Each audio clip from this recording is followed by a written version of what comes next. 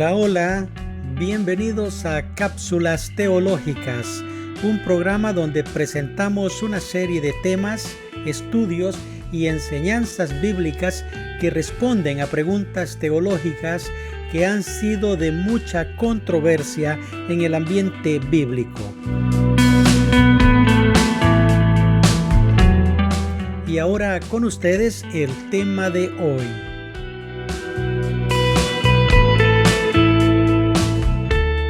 Porque cuando Jesucristo formó esa iglesia, Jesucristo le puso un distintivo para que todos conociéramos esa su iglesia.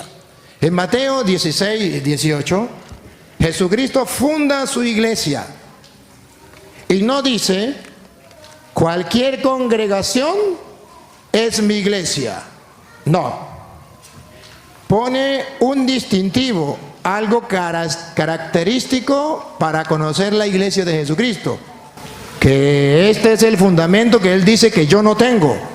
Y yo le digo que sí tengo fundamentos bíblicos para mostrarle que la iglesia de Jesucristo es la iglesia católica. Mateo 16, 18. También te digo que tú eres Pedro y sobre esta roca edificaré mi iglesia. Aquí Jesucristo dice, promete edificar su iglesia, el cuerpo de Cristo, y dice en la persona de Pedro.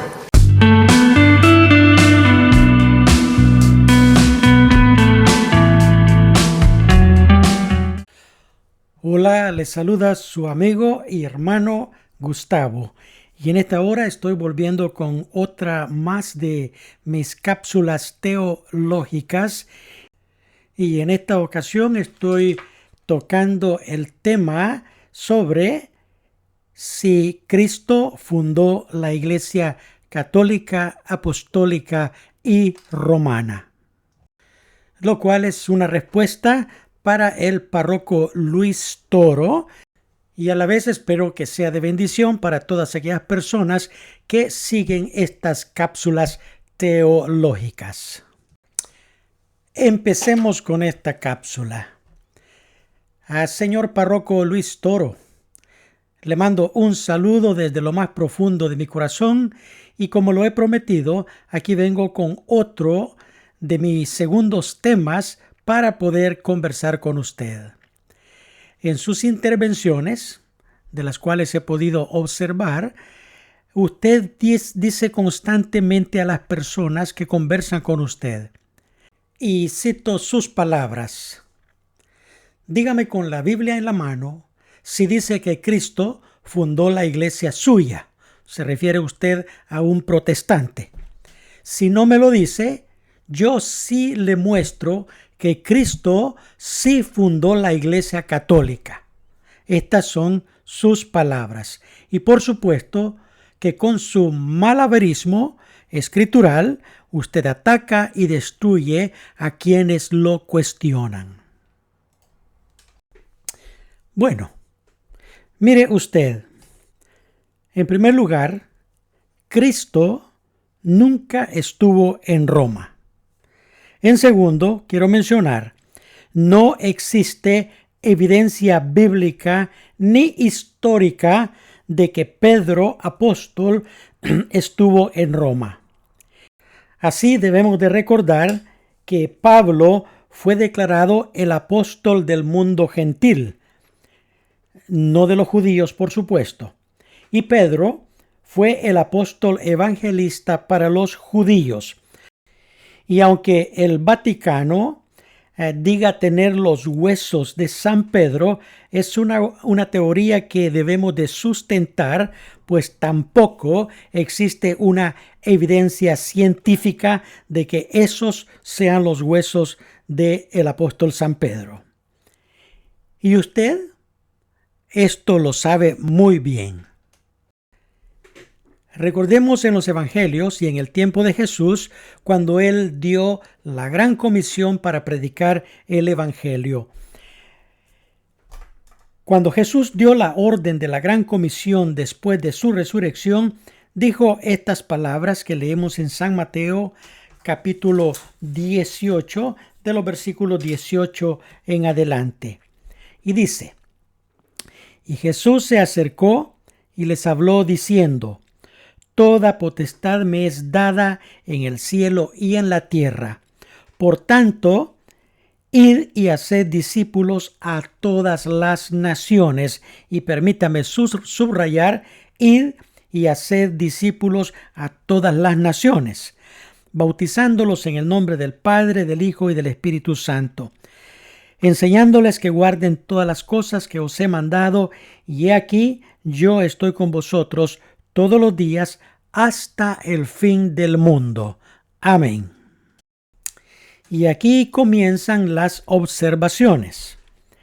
Esta fue una orden dada por el Señor Jesucristo, digamos entre el año 33 y algo, o 33 a 34, justo después de la resurrección, y la dio estando en Jerusalén.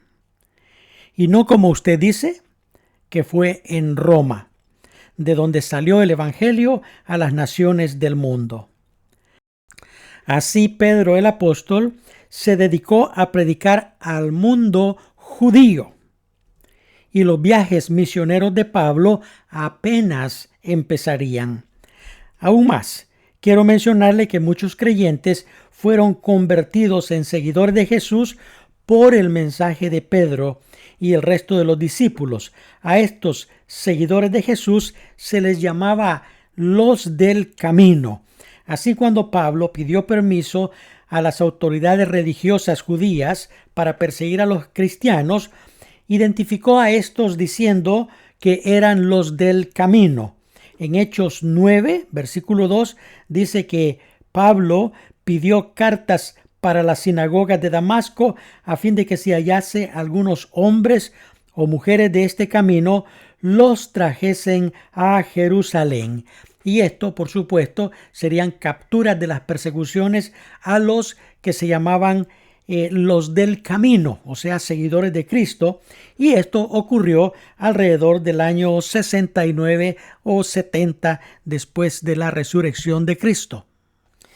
Y también, alrededor del mismo tiempo, por primera vez, a los que llamaban los del camino, que eran seguidores de Jesús, fueron llamados cristianos.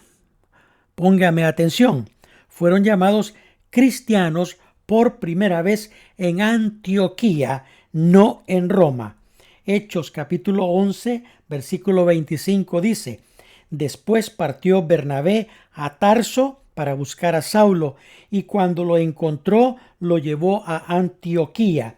Y sucedió que se reunieron todo un año con la iglesia y enseñaron a mucha gente, y los discípulos, seguidores de Cristo, fueron llamados cristianos por primera vez en Antioquía. ¿Está esto muy claro? Aquí no dice que fue el cristianismo llamado así en Roma. Por lo tanto, cuando Jesús dijo: edificaré mi iglesia, no se refirió a levantar una iglesia en Roma como el centro de evangelismo que usted predica. Recuerde que Roma era un imperio y fueron ellos los que permitieron la crucifixión de Cristo. O sea que Roma se llenó la sangre del crimen causado a Jesús por su muerte en la cruz del Calvario. Esto dijo Jesús y luego le explico. En Mateo 16, versículo 17, entonces le respondió Jesús: Bienaventurado eres, Simón, hijo de Jonás, porque no te lo reveló carne ni sangre, sino mi Padre que está en los cielos. Y yo te digo también que tú eres Pedro, y sobre esta roca edificaré mi iglesia, y las puertas del Hades no prevalecerán contra ella. Y a ti te daré las llaves del reino de los cielos, y todo lo que atares en la tierra será atado en los cielos, y todo lo que desatares en la tierra será desatado en los cielos. Definiendo estas palabras de Jesús, cuando él dijo: tú eres Pedro, se estaba refiriendo a decir piedra, o sea, tú eres piedra y sobre esta roca edificaré mi iglesia. ¿Cuál roca? ¿A cuál se refería? Pedro había identificado a Jesús como el Hijo del Dios viviente. Por lo tanto, Jesús se refirió a esa identificación. Jesús es la roca y no Pedro. Cuando Jesús dijo edificaré, incluyó el significado de la palabra misma, que es construiré, levantaré, fundaré, cimentaré. Nunca se refirió a Pedro ni a Roma como capital del cristianismo. ¿Usted lo entiende bien, señor párroco? ¿O quiere seguir haciendo malabarismo con las escrituras, con la palabra? Bueno, en esta ocasión no conmigo. Y sigo diciendo, Roma no existía como centro evangelístico ni representante de Cristo. Ahí se perseguía a los cristianos y los lanzaban a los leones en el Coliseo romano. ¿Se recuerda usted de esto?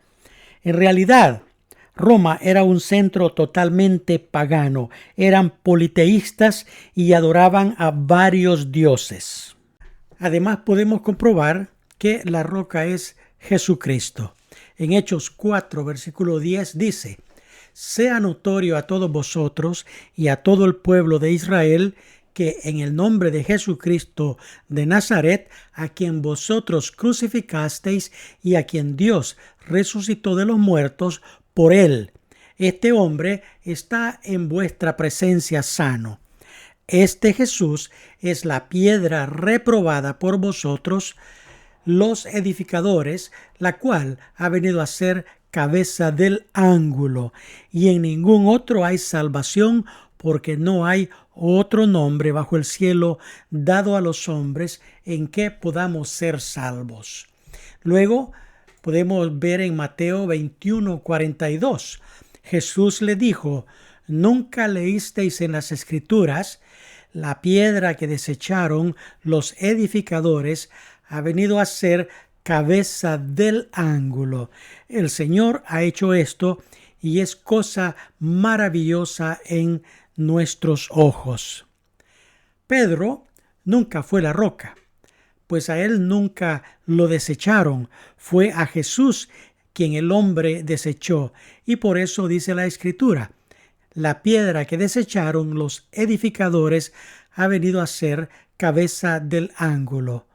En Mateo 21:42, Jesús también les dijo: ¿nunca leísteis en las Escrituras? La piedra que desecharon los edificadores ha venido a ser cabeza del ángulo. El Señor ha hecho esto y es cosa maravillosa a nuestros ojos. Luego también tenemos la referencia en Isaías 26:4, donde nos dice: confiad en Jehová perpetuamente, porque en Jehová el Señor está la fortaleza de los siglos. Esto también es traducido en el lenguaje original como la roca de la fortaleza. Jesús es la roca de fortaleza. También en Efesios 2, versículo 20, nos dice la Escritura: edificados sobre el fundamento de los apóstoles y profetas, siendo la principal piedra del ángulo Jesucristo mismo. Ahora, hago un énfasis bíblico de que Pedro nunca creyó ser la roca de la iglesia. Además, en su debilidad humana, terminó negando a Jesús 3 veces. Roma no existía ni existió como centro evangelístico ni representante de Cristo. Ahí se perseguía a los cristianos y los lanzaban a los leones en el Coliseo. ¿Se recuerda usted de esto o conoce la historia? En realidad, Roma era un centro totalmente pagano, eran politeístas y adoraban a varios dioses. Luego la historia nos cuenta que en el año 64 después de Cristo se realizó en Roma lo que fue el incendio que consumió la ciudad. Y fue Nerón quien acusó a los cristianos de haber causado la tragedia y así los declaró enemigos de Roma, y comenzaron las persecuciones en el año 72, donde se quemaban y echaban a los cristianos a los leones, y otros fueron encendidos y puestos como antorchas. ¿Le suena eso como el centro del evangelismo en Roma en los primeros días de la iglesia primitiva? Estoy seguro que esto ya no le suena bien a sus oídos. Hablemos un poco de el edicto de Constantino. El emperador Constantino, llamado el Grande, subió al trono el año 306 después de Cristo, y estamos hablando de Roma. Este era hijo de Constancio, famoso general ilírico. Y el 28 de octubre del año 312 se enfrentaron en una guerra en las cercanías de Roma los ejércitos de los emperadores romanos Constantino y Magencio, siendo victorioso el primero. Esta contienda, conocida como la Batalla del Puente Milvio, por tener lugar junto al citado puente, que es uno de los que cruzan el río Tíber al norte de la capital romana. Esta batalla contribuyó de forma decisiva a lo que fue la expansión del cristianismo, pues hasta este momento tanto el culto a Dios como a otras divinidades estaba perseguido en el Imperio Romano. Constantino I el Grande, de los años 272 al 337, legalizó la religión cristiana gracias al Edicto de Milán que firmó el año 313. Y la pregunta es, ¿por qué Constantino legalizó el cristianismo? Recuerde que Roma se encontraba acechada y debía salir a la guerra contra Magencio. Pero antes, Constantino tuvo lo que llamó el sueño de la visión de la cruz. Y habiendo convocado a los cristianos perseguidos por su fe a unirse a la batalla y a la defensa de Roma, luego ordenó a los soldados que fueron a la batalla que pintasen una cruz en los escudos que llevarían a la guerra. Y eso fue la señal que él utilizó hasta la victoria. Y luego de la victoria, Constantino legalizó la fe cristiana y así Roma absorbió por primera vez y de forma oficial el cristianismo puro. Pero este fue anexado junto a las prácticas paganas que Roma ya tenía consigo.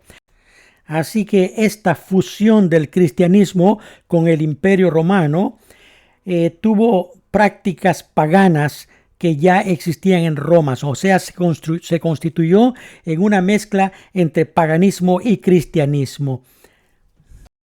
Hasta este momento no le he comentado la historia de los cristianos perseguidos por Roma.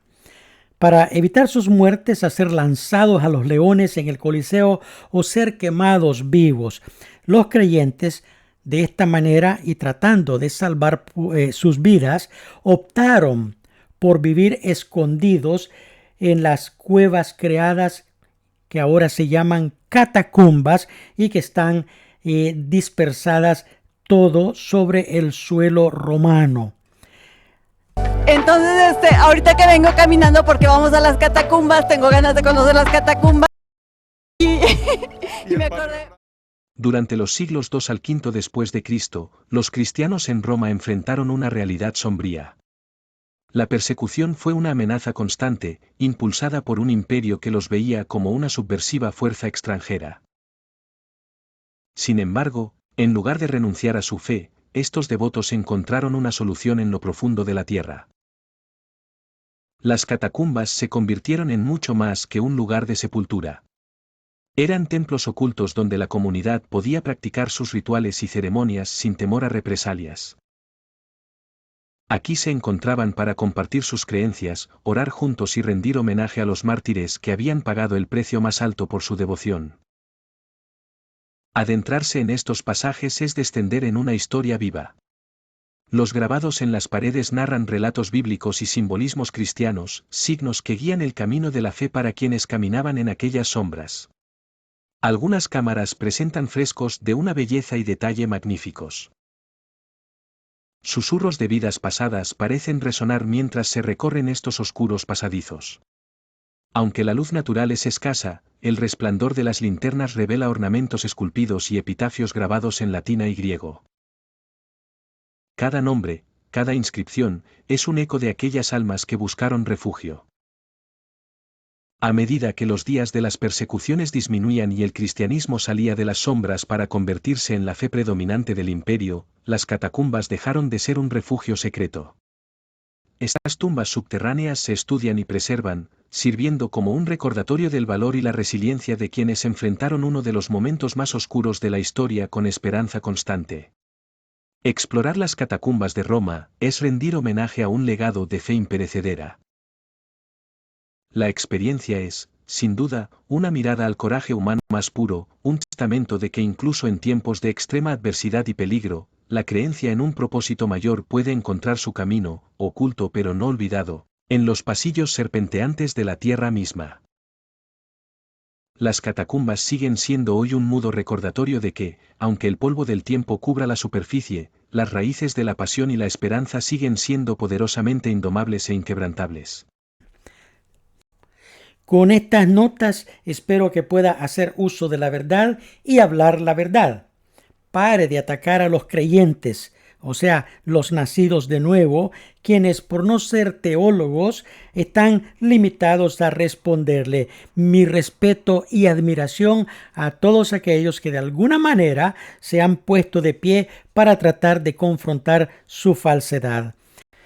Hay mucho más pecado en usted hablando mentiras. Y no olvide que de todos vuestros pecados darás cuenta a Dios. Y si no está de acuerdo conmigo, revise la historia en el internet. Ahí hay mucha información para usted. Y como lo ha dicho siempre, para eso se hizo el internet también, para continuar expandiendo la verdad. Recuerde que Pedro no es el primer papa, ni Jesús fundó el catolicismo romano. Párroco, si escuchó esta respuesta, lo felicito. Luego le doy otra respuesta más a sus temas. Pregunto, ¿sabe usted cómo se construyó la famosa Basílica de San Pedro allá en Roma? Estoy seguro que usted conoce mucha de la historia y ¿sabe? Ese será mi próximo tema. ¿Cómo se construyó la Basílica de San Pedro? Soy el hermano Gustavo, profeso la fe cristiana y estoy aquí para servirle a usted y a todos los que quieran conocer la verdad.